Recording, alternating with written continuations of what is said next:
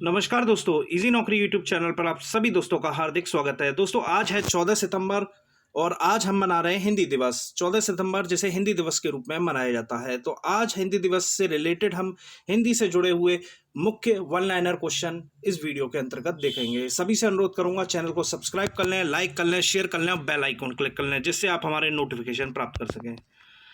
तो दोस्तों भारत में सर्वाधिक लोगों द्वारा कौन सी भाषा बोली जाती है? वो बोली जाती है हिंदी, देवनागरी लिपि में।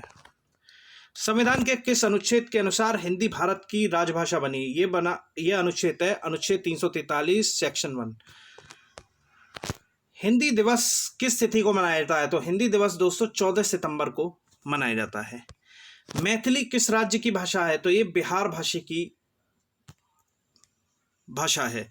भारत के प्रथम राष्ट्रीय कवि कौन है? दोस्तों हिंदी को एक अंतिम लक्ष्य तक पहुंचाने में मैथिली शरण गुप्त का बहुत बड़ा योगदान है। ये पहले भारत के राष्ट्रीय कवि थे। आधुनिक युग की मीरा किसे कहा जाता है? तो महादेवी वर्मा, जो कि हिंदी की बहुत ही प्रभावशाली कावित्री थी, जिनको आधुनिक युग का मीरा के रूप में कहा गया है, मीरा कहा गया है।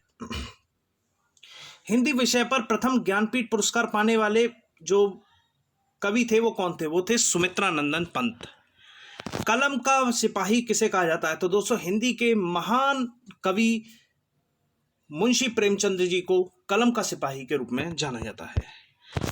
साहित्यकार अगेग्य का जो पूरा नाम क्या था? वो था सच्चिदानंद हीरानंद वत्सल अयेग्य। हिंदी का प्रथम पात्र कौन सा है?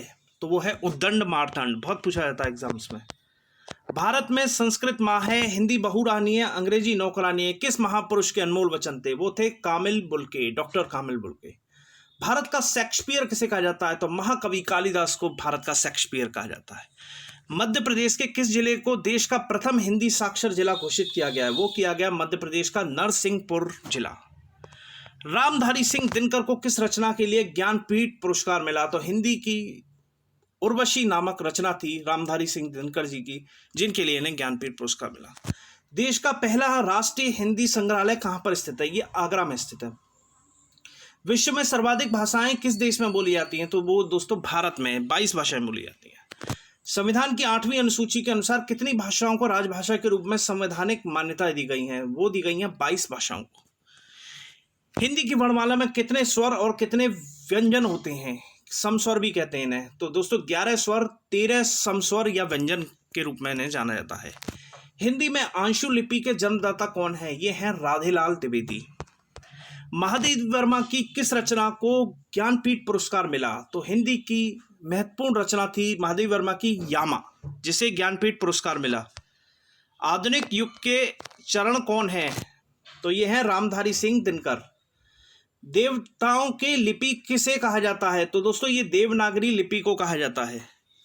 हिंदी भाषा की प्रथम महाकाव्य किसे कहा जाता है? पृथ्वीराज रासो चंद्रबाई की जो रचना थी पृथ्वीराज चौहान के काल में, इसे हिंदी का प्रथम महाकाव्य कहा जाता है। हिंदी गद्य के प्रतिष्ठापक कौन थे? तो ये थे आचार्य महावीर प्रसाद द्विवेदी जी। हिंदी खड़ी बोली के जन्मदाता कौन है? ये है भारतेंद्र हरिश्चंद्र। हिंदी साहित्य में हलवा के प्रवर्तक कौन थे? ये थे हरिवंश राय बच्चन। हिंदी साहित्य की प्रथम कहानी कौन सी थी? ये थी इंदुमती। हिंदी के प्रथम कवि कौन थे? ये थे सिद्दी सरहप्पा 9वीं शताब्दी में। हिंदी की प्रथम रचना कौन सी थी? ये थी श्रावकोच्चार ग्रंथ देवसेत बमत। हिंदी का प्रथम उपन्यास कौन था? ये था परीक्षा गुरु श्रीनिवास दास बमंत का। हिंदी की प्रथम पत्रिका कौन सी थी? वो थी संवाद कौमुदी, बहुत इंपॉर्टेंट है। हिंदी का सर्वप्रथम गीत के लेखक कौन थे? वो थे विद्यापति। हिंदी का प्रथम समाचार दैनिक समाचार पत्र कौन सा था? वो था सुधा वर्षण। हिंदी का प्रथम एकांकी कौन सा था? वो था एक घूंट। और हिंदी का जो मेला आंचल उपन्यास है उसके लेखक कौन थे? उसके थे फणिदास नाथ रेणु। तो दोस्तों ये था हिंदी दिवस से रिलेटेड हमारा वन लाइनर। निश्चित रूप से आपको अच्छा लगा होगा और हिंदी के बारे में, हिंदी के कवियों के बारे में या हिंदी की प्रमुख रचनाओं के बारे में आपने जाना होगा। अगले वीडियो के साथ एक बार फिर मुलाकात करते हैं। बहुत बहुत धन्यवाद।